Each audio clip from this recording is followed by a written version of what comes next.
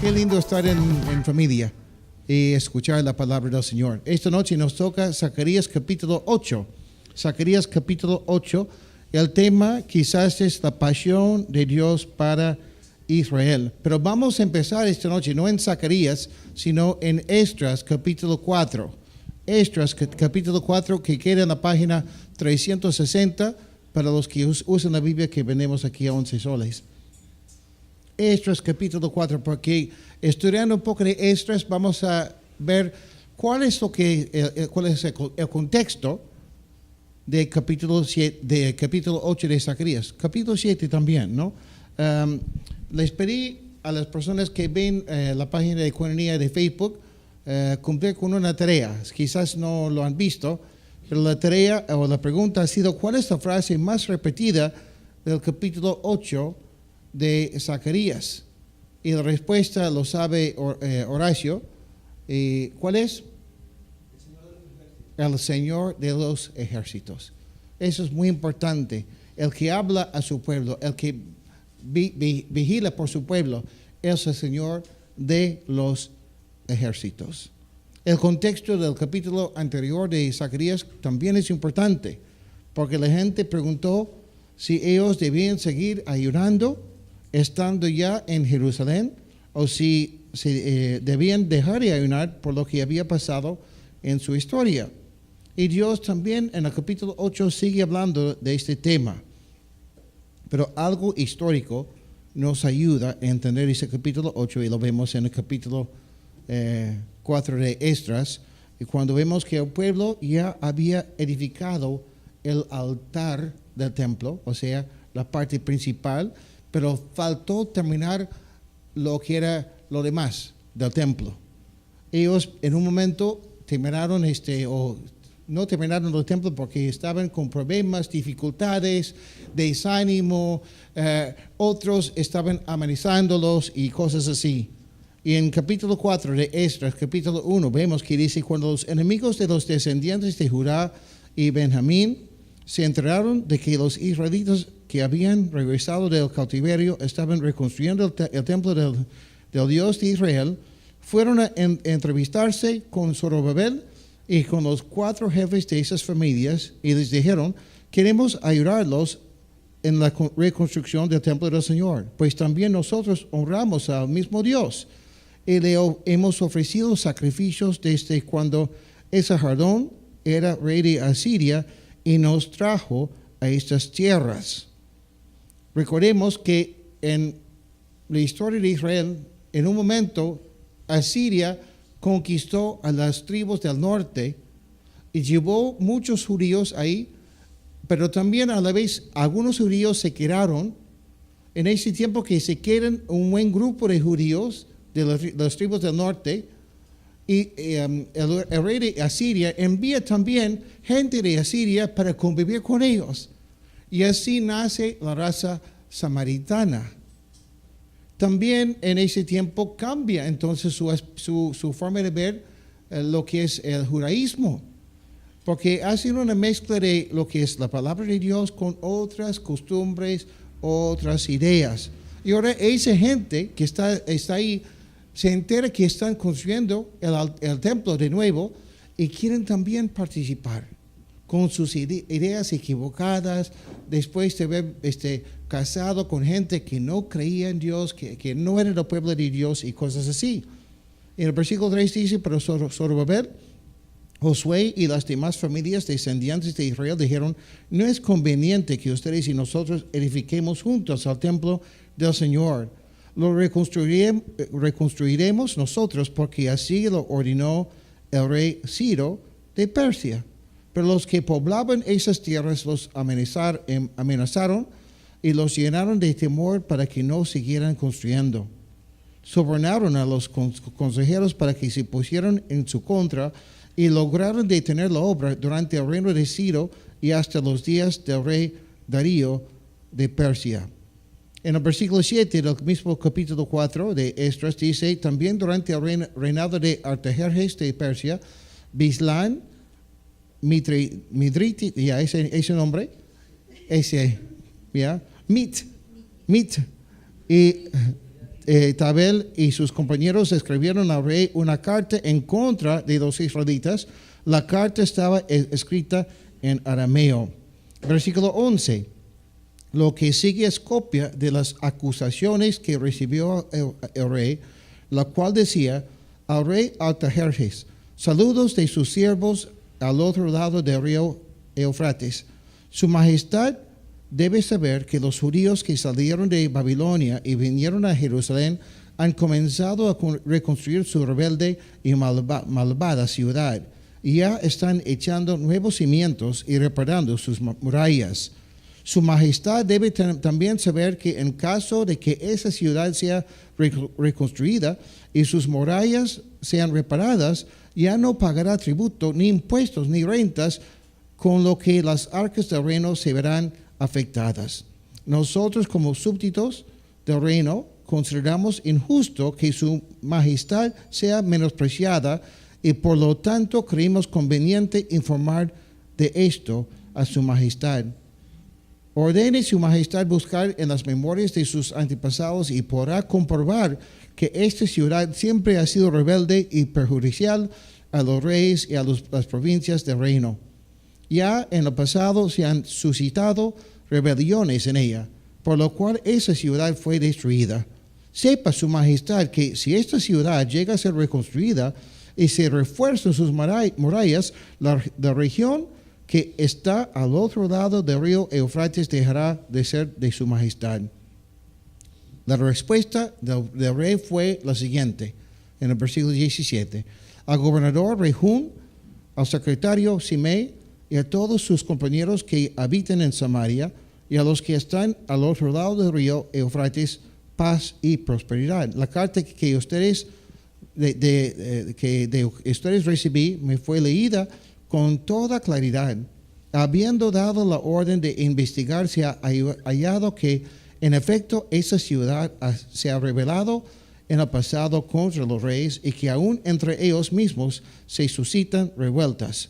También se ha hallado que hubo ahí reyes poderosos que dominaron todo el territorio al otro lado del río Eufrates, y que se les pagaba tributo, impuestos y rentas. Por tanto, ordenen a esos hombres suspender la reconstrucción de la ciudad hasta nuevas órdenes de mi parte. Versículo 23. Cuando la carta del rey Artajerjes fue leída en presencia de Rehum y de sus secretarios Simei y de sus compañeros, estos fueron inmediatamente a Jerusalén con lujo de violencia. Obligaron a los judíos a detener las obras. Fue así como la reconstrucción del templo de Jerusalén se suspendió hasta el segundo año del reinado del rey Darío de Persia.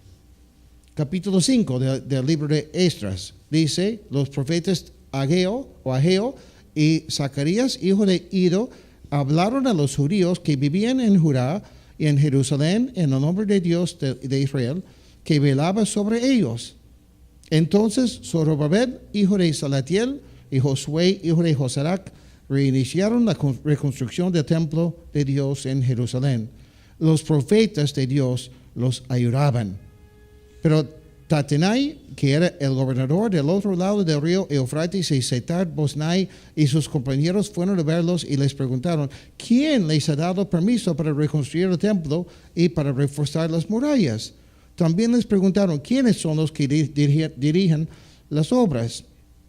Pero el Señor protegía a los ancianos judíos y no les pudieron impedir que siguieran con la reconstrucción, hasta que el asunto fue llevado ante el rey Darío y hubo una respuesta por escrito. Entonces empezaron a construir el templo con muchas ganas. Terminaron el altar, pero los enemigos empezaron a atacar, criticar, acusar a los judíos.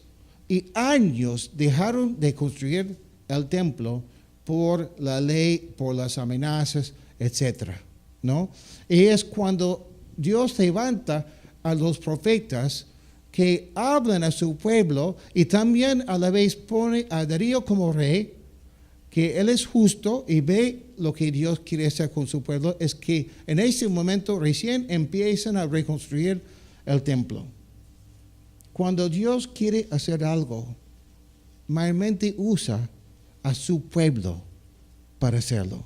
Y cuando Dios quiere hacer algo y quiere usar a su pueblo, siempre se presentarán obstáculos, personas que nos quieren desanimar, confundir y desviar. O sea, siempre habrán ataques.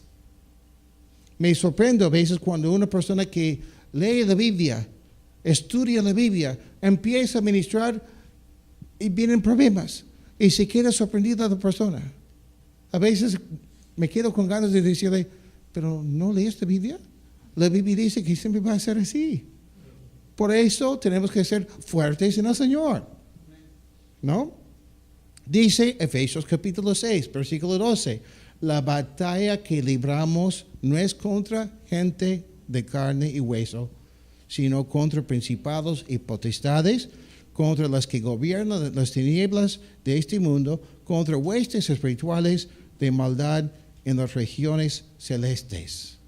Esta semana de nuevo estaba meditando un poco honestamente en el poder y la astucia del enemigo, de Satanás. No quiero glorificar a Satanás, pero si nosotros como cristianos intentamos servir a Cristo, honrar a Cristo, vivir la forma correcta delante de Dios, pero no buscamos la llenura de su Espíritu Santo, si no estamos en la oración, si no estamos viviendo preparados para enfrentar esos ataques, Satanás nos va a tumbar.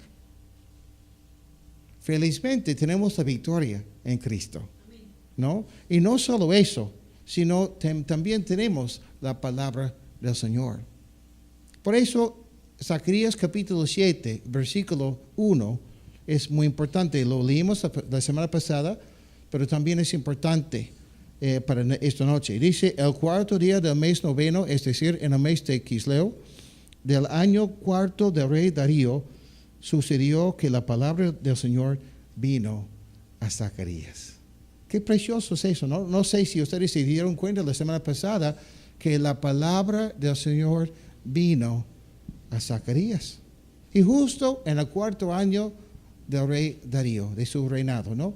Importante porque Dios empieza a obrar en el rey Darío, pero a la vez está dando a su profeta Zacarías una palabra específica. ¿Y por qué? Porque en momentos de confusión, desánimo y cuando hay ataques, lo que necesitamos es una palabra de Dios, una palabra fresca, una palabra que nos ayuda a ver las cosas claras. La semana pasada vimos que el pueblo pregunta algo que demuestra que ellos no habían entendido ni el propósito del ayuno, ni el corazón de Dios, ni el tiempo en el cual vivían.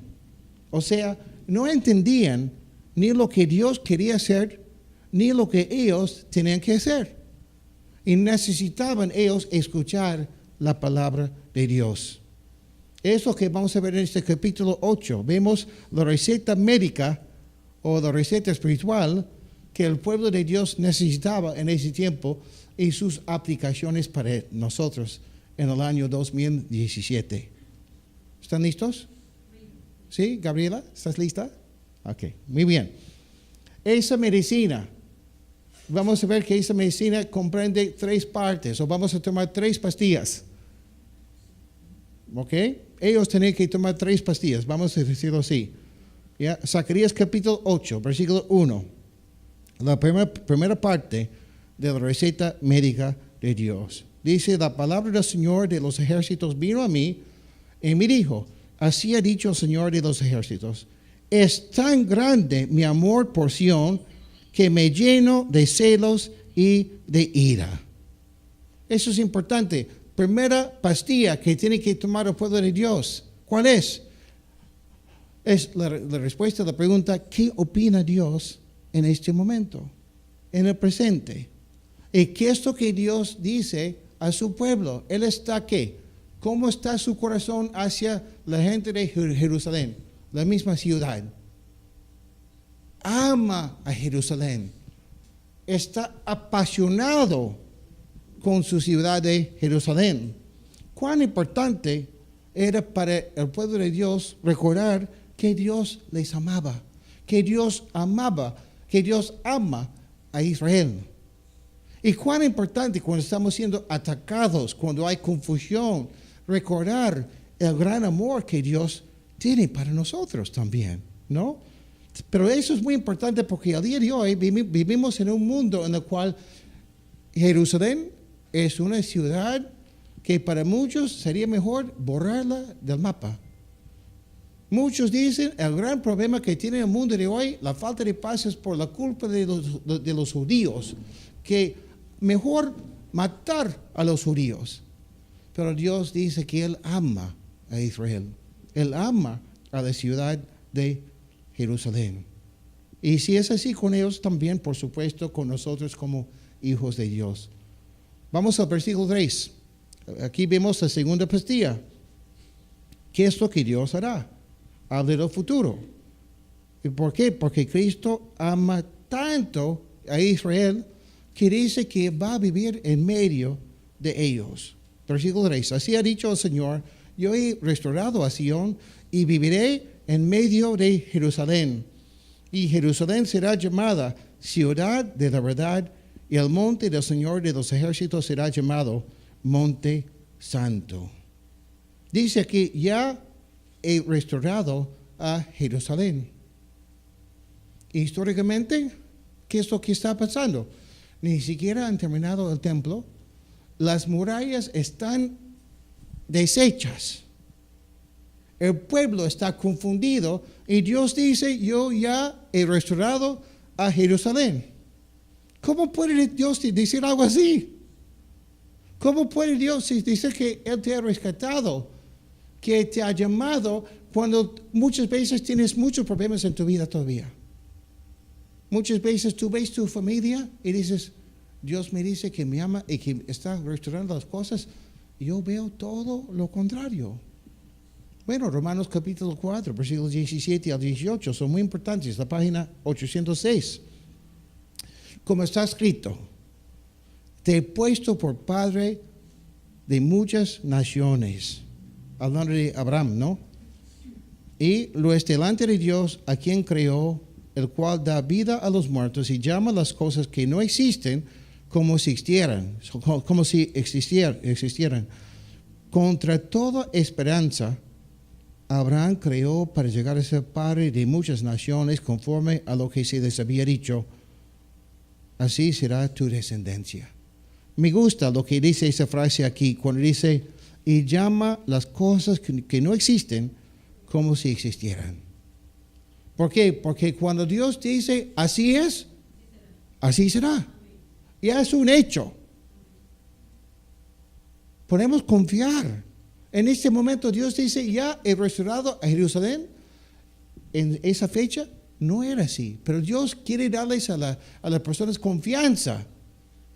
Sí, ya está hecho ya. Cuando Dios te da una promesa, cuando Dios te habla de cómo será tu vida, ya es un hecho. Tú puedes confiar en el Señor. ¿Y quién es el Señor? Es el Señor de los ejércitos. Ellos habían vivido con mucho temor, pensando en lo que los enemigos podían hacer, lo que el rey decía. Y Dios dice a su pueblo: mira, el que habla con ustedes es el Dios, el Señor de los ejércitos. Cuán importante, ¿no? Dios mismo dice que vivirá en medio de Jerusalén. Tanto su pasión, tanto su amor para su pueblo. Entonces, de hecho, Jerusalén tiene que ser restaurada como ciudad con una paz para que Cristo viva en medio de ellos. ¿Y cómo será esa ciudad de Jerusalén cuando Cristo esté viviendo ahí en esa ciudad? La descripción es lo que vemos en los siguientes versículos. Ya le hemos leído una parte, ¿no? Dice aquí que será la ciudad de la verdad. La ciudad de la verdad. Qué precioso, ¿no? La ausencia de robos. nadie tendrá que preguntar, ¿qué es lo que me quiso decir con eso? Me parece que esa indirecta no es tan indirecta, porque todos hablarán la verdad. Va a haber una ausencia de mentiras en Jerusalén cuando Cristo esté gobernando. ¿Y por qué? Porque no es Cristo mismo el que dijo, yo soy el camino, la verdad y la vida.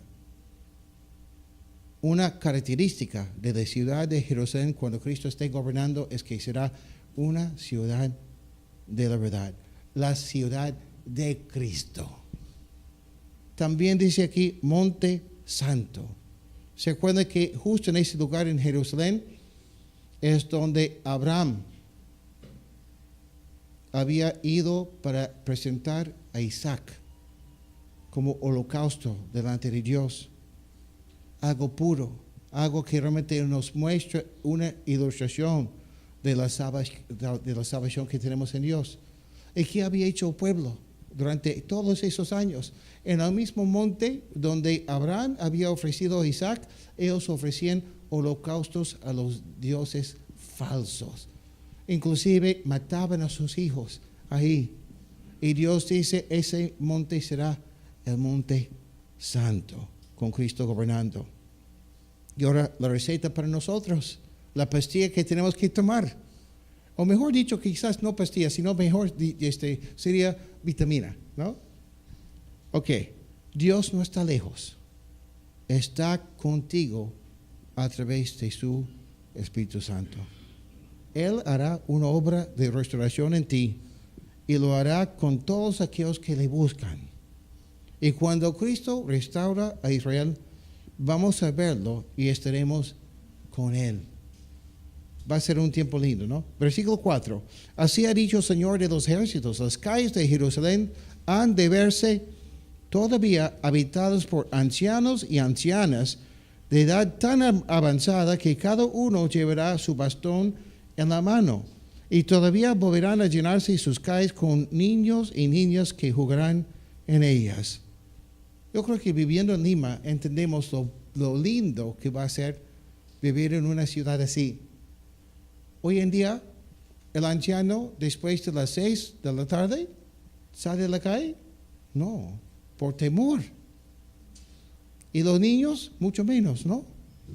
Yo recuerdo cuando yo crecí, salíamos en vacaciones a las 8 de la mañana y volvíamos cuando ya era oscuro. Y nadie se preocupaba por lo que pasaba con nosotros. Vivíamos en tiempos más sanos. Imagínense cómo va a ser cuando Cristo esté gobernando en Jerusalén. Va a haber una paz completa, la falta de violencia en ese tiempo. Aunque parezca difícil para ellos, no hay nada imposible para Dios. En tu vida también. O mejor, quizás está mal dicho, no hay nada imposible para Dios. Mejor decir, no hay nada difícil para Dios. No, porque a veces decimos, no hay nada imposible para Dios, pero lo vemos difícil. Pero mejor dicho, no hay nada difícil para Dios. Todo para Él es fácil cuando Él lo quiere hacer. Versículo 6.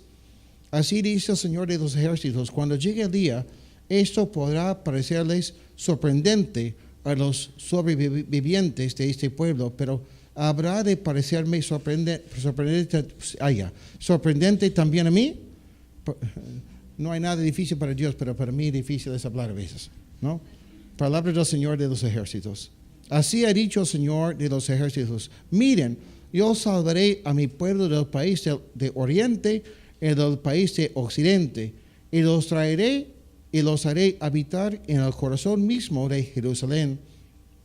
Y ellos serán mi pueblo, y yo seré su Dios en verdad y en justicia. Bueno, hay muchas cosas que están pasando en el mundo político que yo podría mencionar en este momento, pero mejor esta noche, por falta de tiempo, déjenme decir algo aquí nomás. Zacarías habla aquí del futuro. Cuando Israel volvió a Jerusalén de Babilonia, volvieron del norte y del este, pero literalmente en el hebreo, este pasaje dice desde el lugar de la alborada hasta el lugar del atardecer. Está diciendo Dios que su pueblo volverá de todos sus rinconcitos del mundo. Y eso es interesante, ¿no? Porque es justo lo que estamos viendo en nuestros tiempos.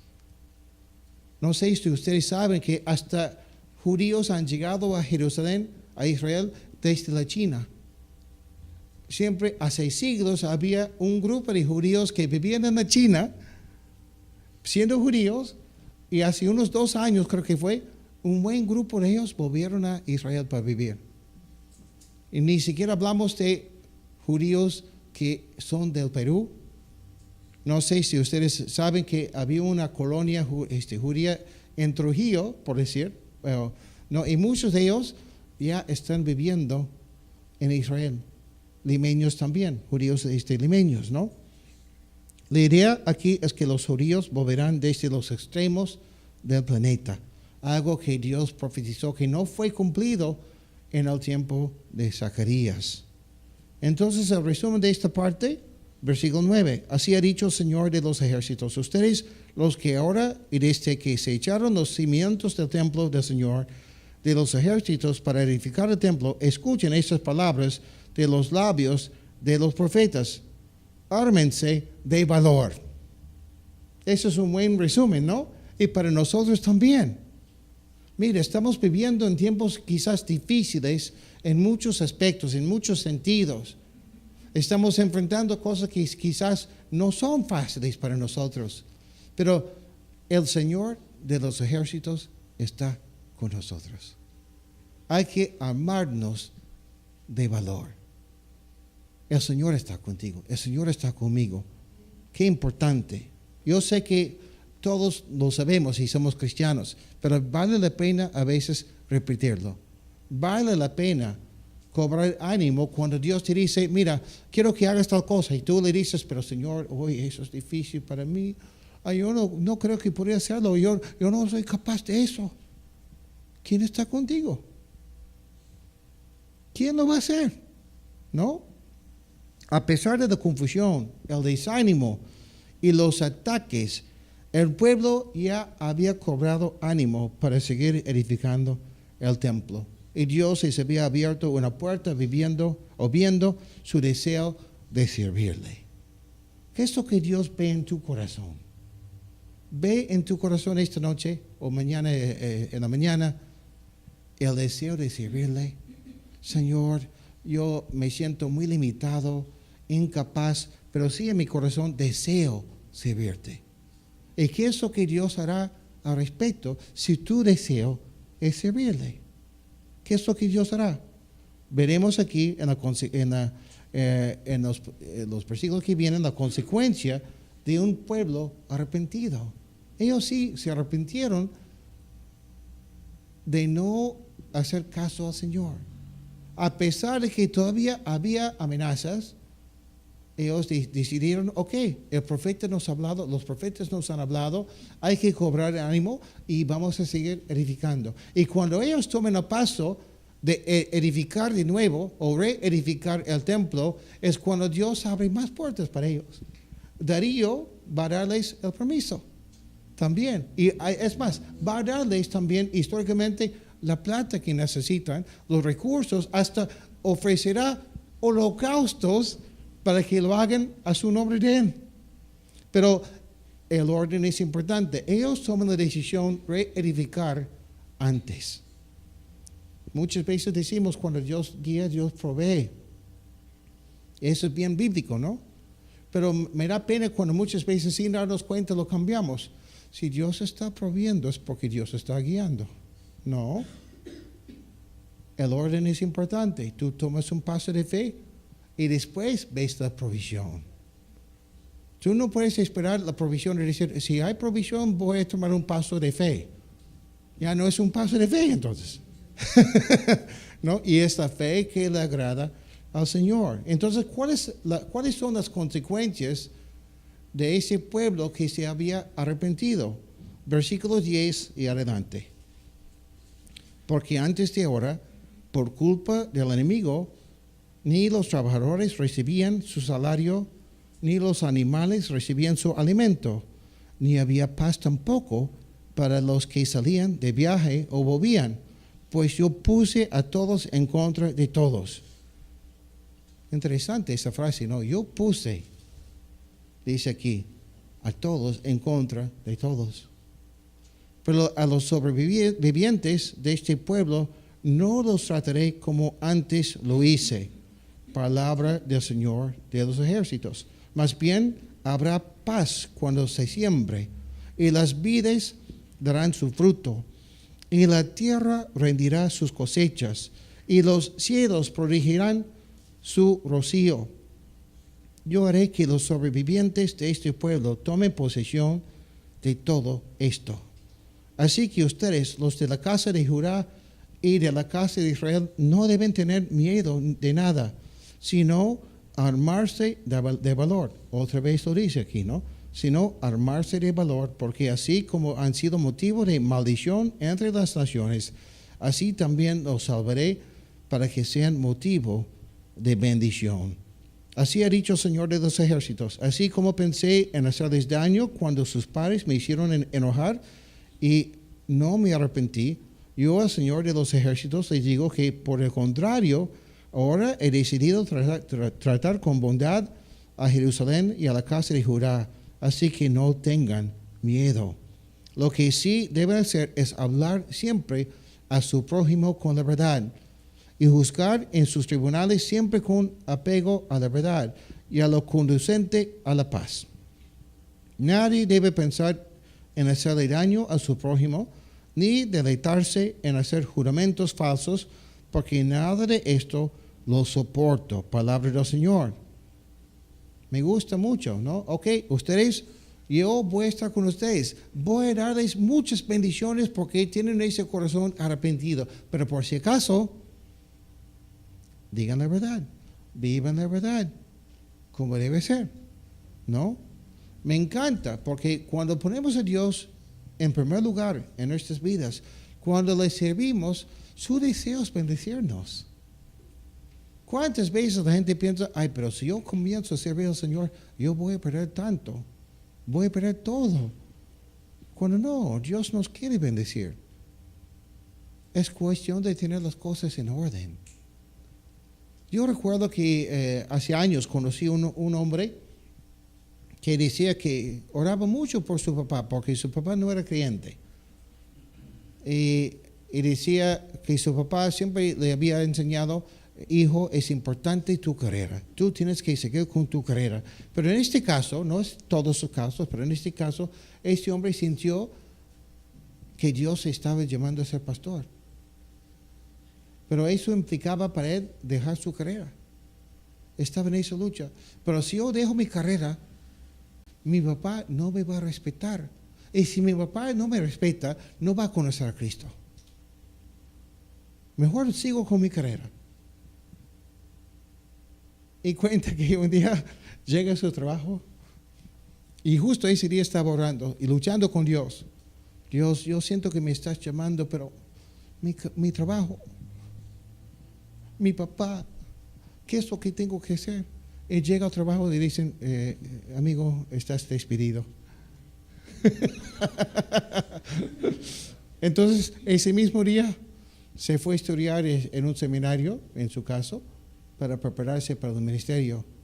Y no pasó mucho tiempo y su papá le dice, hijo, veo que Dios está contigo. Yo también quiero entregar mi vida a Cristo. Mire, él pensaba humanamente que él tenía que hacer algo para que su papá se quedara contento con él. Pero se había olvidado que tenía que hacer caso a su papá eterno. Y ahora, como repito, no es el caso de todos, pero es su testimonio de él. ¿Cómo se aplica en tu caso? Depende. Pero ¿qué es lo que Dios te está diciendo quizás hace tiempo? Algo que tú tienes que hacer, tomar un paso de fe, obedecer al Señor. Y mira, tú estás buscando y buscando y buscando y buscando el éxito, buscando no sé qué cosa, y nunca hay, siempre falta. Lo más trabajas, menos plata tienes en tu cuenta en el banco. ¿no? Y cosas así pasan en nuestras vidas. Y cuán importante es recordar lo que dice Mateo 6:33. Más buscar primeramente el reino de Dios y su justicia. Y todas esas otras cosas serán añadidas. Y ahora la parte que habla del futuro. Versículo 18 y adelante. La palabra del Señor de los ejércitos vino a mí y me dijo: así ha dicho el Señor de los ejércitos, los ayunos del cuarto mes y de los meses quinto, séptimo y décimo serán para la casa de Judá motivo de gozo y alegría y de gran celebración. Así que amen la verdad y la paz. Así ha dicho el Señor de los ejércitos: van a venir pueblos y habitantes de muchas ciudades, los cuales irán de ciudad en ciudad diciendo: vayamos a implorar el favor del Señor. Vayamos a buscar al Señor de los ejércitos. Yo también iré. Y muchos pueblos y naciones poderosas vendrán a Jerusalén para buscarme e implorar mi favor. Lo digo yo, el Señor de los ejércitos. Wow, qué lindo, ¿no? En el futuro las naciones van a decir a los judíos: ay, ¿tú eres judío? ¿Ustedes son judíos? Sabemos que Dios está con ustedes. ¿Podemos acompañarles a Jerusalén? ¿Podemos también alabar al Señor, el Dios de ustedes? Dios está con ustedes. Y uno que está ahí va a decir: yo también quiero ir. Alistemos maletas. Vamos pues. Y qué lindo va a ser, ¿no? Que en vez de buscar dividir la ciudad de Jerusalén entre los musulmanes y los judíos, todos van a reconocer que Jerusalén le pertenece a Cristo y a los judíos, ¿no? Me encanta porque dice el versículo 23: así ha dicho el Señor de los ejércitos, cuando lleguen esos días, 10 hombres de diferentes naciones y lenguas se aferrarán al manto de un judío y le dirán: permítanos acompañarlos, pues sabemos que Dios está con ustedes. Hasta el día de hoy no vemos eso, pero estamos viendo las primicias quizás. El pueblo de Dios, Israel, los judíos ya están volviendo a Israel. Vemos que muchos cristianos juntan su platita y hacen viajes a Israel para conocer el lugar donde Cristo caminaba. Muchos cristianos aman y oran por los judíos todos los días. Y vemos que Dios también está obrando en el pueblo judío. Cada día hay más judíos que reconocen a Cristo como su Señor y Salvador. Qué lindo es eso, ¿no? Muchos todavía tienen su corazón duro, pero estamos viendo las primicias. Y qué lindo va a ser el día cuando todo el pueblo de Israel reconoce que Cristo es su Señor, ¿no? Y qué lindo va a ser para nosotros estar ahí en Jerusalén, gobernando con Cristo, experimentando esa paz durante el milenio. Amén. Ok, póngase de pie, vamos a orar y contestar 10 preguntas que tienen que ver con la lección de esta noche. Yo les animaría a pensar así, que lo que hemos hecho en la primera parte es importante, pero quizás lo más importante es lo que vamos a hacer en grupos pequeños, donde vamos aprendiendo más, compartiendo entre nosotros y recordando también lo que hemos estudiado o escuchado esta noche. Señor, gracias por lo que hemos visto en tu palabra. Pedimos tu bendición sobre este tiempo que vamos a estar en grupos pequeños, que sea un tiempo muy edificante y un tiempo en el cual podemos aprender todavía más y crecer más en la fe. Pedimos, Señor, que tu Espíritu Santo esté obrando durante ese tiempo. En el nombre de Jesús oramos. Amén.